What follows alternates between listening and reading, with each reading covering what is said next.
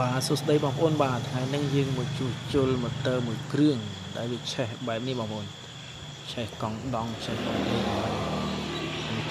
ឆេះលក្ខណៈ VIP តែម្ដងបងប្អូនឥឡូវយើងចាប់ផ្ដើមមកជួសជុលបំបែកវីដេអូនេះខ្ញុំកាត់ទេបងប្អូនដោយសារគឺរវល់ពេក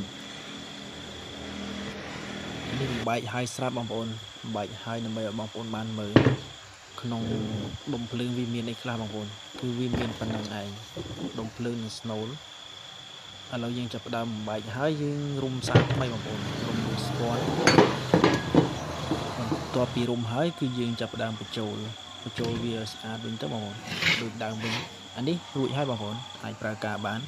ឥឡូវយើងទៅមើលគុណភាពរបស់គ្នាបងប្អូននៅតាមខេត្តមានចំណាប់អារម្មណ៍អាចញ៉ាំជួសជុលបានបងប្អូនតម្លៃជួសជុលគឺយកតែត្រឹម 55,000 ទេបងប្អូនគ្រប់ស៊េរីប្រភេទអស់បងប្អូនបើសិនជាជួសជុលហើយមានបញ្ហាបងប្អូនអាចញ៉ាំត្រឡប់មកវិញបានបងប្អូនខ្ញុំជួសជុលដល់យើងបាទទីតាំងយើងខាងកំពង់ស្ពឺបា